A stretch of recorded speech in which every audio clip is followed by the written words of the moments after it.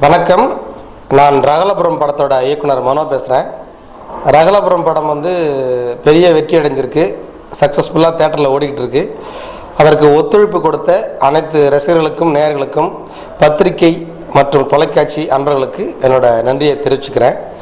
ரகலபுரம் படம் இவ்வளோ பெரிய வெற்றி அடையுன்னு எங்களுக்கு முன்னமே தெரியும். இந்த படம் இன்றைக்கி வெற்றிகரமாக ஓடி இருக்கு. என்னோட முதல் படம் இது. என்னை முதல் படத்தில் அறிமுகப்படுத்தியிருக்கிறேன். கருணா சாருக்கு நான் முதல்ல நன்றியை தெரிவிச்சுக்கிறேன். படம் ரசிகர்கள்ட்ட அமோக வரவேற்பு பெற்றிருக்கு. நிறைய பேர் எனக்கு ஃபோன் பண்ணி ரொம்ப நாளுக்கு அப்புறம் இந்த மாதிரி காமெடி படம் நாங்கள் பார்த்துருக்கோம், அவுட் அண்ட் அவுட் காமெடி ரொம்ப நல்லாயிருக்கு, ஒரு வடிவேல் சாரோட வின்னர் படம், கிரி படம், அந்த ஃப்ரெண்ட்ஸ் படம், தலைவர் நகரம், மருதமலை மாதிரி கருணா சாருக்கு இந்த படம் அமைஞ்சிருக்கு, ரொம்ப சிறப்பாக ஓடிக்கிட்டு இருக்குன்னு ஃபோன் பண்ணாங்க. ரொம்ப சந்தோஷமாக இருக்குது. நான் இந்த மேற்கொண்டு சொன்ன வடிவேல் சார் படங்கள் எல்லாம் ஒர்க் பண்ணியிருக்கேன். அதுவும் இல்லாமல் வடிவேல் சாருக்கு ஒரு 45-50 படங்களுக்கு நான் காமெடி ரைட்டராக ஒர்க் பண்ணியிருக்கேன். ஸோ கருணா சாருக்கு இந்த படம் மிகப்பெரிய வெற்றி படமாக அமைஞ்சதில் எந்த வித சந்தேகமும் கிடையாது. ஏன்னா அந்த படம் ரகலபுரம் பொறுத்த வரைக்கும் கருணா சாருக்காகவே ரெடி பண்ண ஒரு சப்ஜெக்டு. கருணா சார் என்னை கூப்பிட்டு படம் பண்ணலான்னு சொன்ன பிறகு தான் அந்த கதையை நான் தயார் பண்ணேன். ஸோ கதை அவருக்காகவே தயார் பண்ணதுனால இது அவருக்கு 100% இந்த கதை ரொம்ப பொருந்தி போயிருக்கு. ஸோ அவரும் ரொம்ப சிறப்பாக அந்த படத்தில் நடிச்சிருக்காரு, ஆடிருக்காரு, பாடியிருக்காரு, ஃபைட் கூட பண்ணியிருக்காரு. ஃபைட்டுன்னா அடி வாங்கியிருக்காரு. அது ரொம்ப நல்லாயிருக்கும். கிளைமேக்ஸ் நீங்கள் பார்க்காதவங்க தேட்டரில் பார்த்தா அது தெரியும். ஸோ மறுபடியும் கருணா சாருக்கு பெரிய நன்றி நான் தெரிவிச்சுக்கணும்.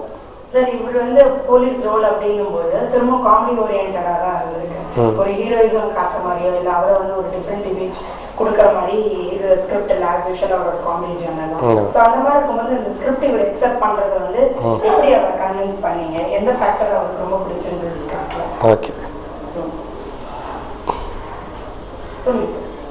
அப்புறம் இந்த படம் இப்போது உதாரணத்துக்கு கருணா சாருக்காகவே இந்த கதை ரெடி பண்ணது. இந்த கதை அவர் கதை ரெடி பண்ணுறப்பே சொல்லிட்டார். என்ன சொன்னார்னா, மொத்தமாக ஒரு 70 சீன் பண்ணோம்னா அதில் குறைஞ்சது 50 சீனுக்கு சிரிக்கணும் அப்படின்னு முடிவு பண்ணி தான் அந்த கதையை நாங்கள் ரெடி பண்ணோம்.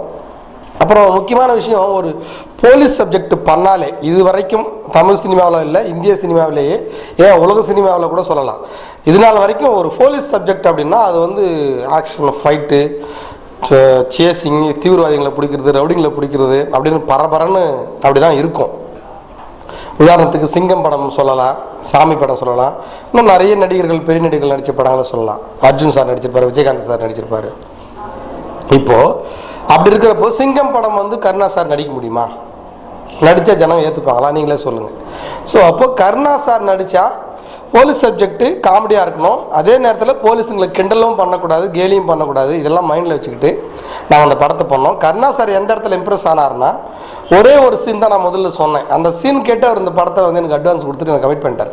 அது என்ன சீன்னா, இவர் ஸ்டேஷனில் உட்காந்துருப்பார். கோவை சரளா மேடம் சொல்லுவாங்க, ஏட்டு வேலை போலீஸ் ஸ்டேஷனில் உட்காந்துருக்கியே, சும்மா உம்முன்னு உட்காந்துருக்காத, தைரியமாக இரு. அப்புறம் ஃபோனில் யாராவது கம்ப்ளைண்ட் பண்ணுவாங்க, என்னென்னு எழுதி வை அப்படின்னு சொல்லுவாங்க. உடனே ஒரு ஃபோன் வரும். அந்த ஃபோன் எடுத்து இவர் ஹலோன்னுவார். ஹலோ சார், நான் மாதவரம் மார்க்கெட்டில் ஃபோன் பண்ணுறேன், பெரிய கலவரம் நடந்துகிட்ருக்கு, 10 பேரை குத்திட்டாங்க, 5 பேரை வெட்டிட்டாங்க, 2 பேரை ரேப் பண்ணிட்டாங்க, 15 கடையை கொளுத்திட்டாங்கன்னா இவர் திருன்னு முடிச்சுட்டு ராங் நம்பர் அப்படின்னு சொல்லுவார். போலீஸ் ஸ்டேஷனில் யாராவது போலீஸ் ராங் நம்பர்னு சொல்லுவாங்களா? இதே விஜயகாந்த் சாரோ அர்ஜுன் சாரோ இருந்தாலும் கிளம்பி போய் பட்டை கிளம்பி ஃபைட் பண்ணுவாங்க.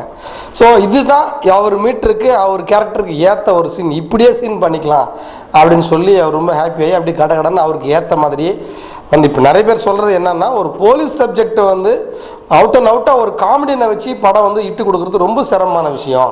ஏன்னா ஃபுல் அண்ட் ஃபுல்லே காமெடி பண்ணிட்டு இருக்க முடியாது. ரொம்ப ஒரு டஃப்பான ஒரு விஷயம். அதை சக்ஸஸ்ஃபுல்லாக பண்ணியிருக்கிறீங்க, கருணா சாருக்கு ஏற்ற மாதிரி இருக்குது அப்படின்னு நிறைய பேர் பாராட்டுறாங்க. அதுக்கு காரணம் கருணா சாருக்காகவே இது பண்ண கதை. அதனால் அது கட்டாயம் சக்ஸஸ் ஆகணும், எங்களுக்கு முன்னமே தெரியும். ஸோ போலீஸ் குரூப்பில் இந்த கதையை யாராவது பார்த்து படத்தை பார்த்து ஏதாவது ஒரு ஃபீட்பேக் கொடுத்தாங்களா? இவ்வளோ காமெடியாக கிரியேட் பண்ணுறீங்க, ஒரு சீரியஸான ரோல் அப்படிங்கிற மாதிரி ஏதாவது ஒரு கான்ட்ரவர்ஷியல் உங்கள்கிட்ட ஆர்கியூமெண்ட் அந்த மாதிரி ஏதாவது? அப்புறம் நிறைய ரசிகர்கள் படம் பார்த்த மாதிரி போலீஸ் துறையினரும் நிறைய பேர் படம் பார்த்துருக்காங்க. போலீஸ் டிபார்ட்மெண்ட்டில் எனக்கு நிறைய நண்பர்கள் இருக்காங்க. எல்லோரும் ஃபோன் பண்ணி ஓப்பனாக பேசுகிறவங்க.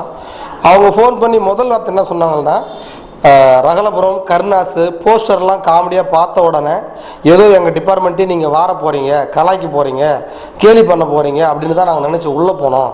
ஆனால் அது மாதிரி ஒரு காட்சி, ஒரு வசனம் கூட இல்லை.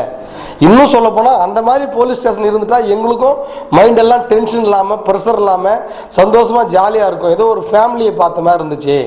அதை ரொம்ப டஃப்பாக நீங்கள் ஹேண்டில் பண்ணியிருக்கிறீங்க.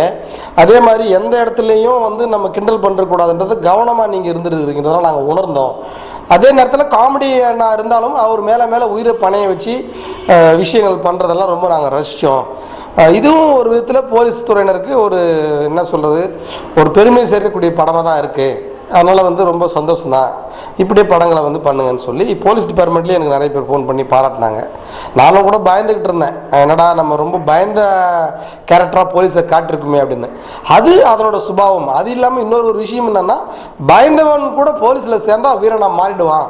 அந்த காக்கி சட்டைக்கு அப்படி ஒரு மகிமை இருக்குன்றதெல்லாம் நாங்கள் படத்தில் சொல்லியிருப்போம். ஸோ அந்த விஷயங்கள் எல்லாம் போலீஸ் டிபார்ட்மெண்ட் ஆட்களை ரொம்ப பிடிச்சிருக்கு.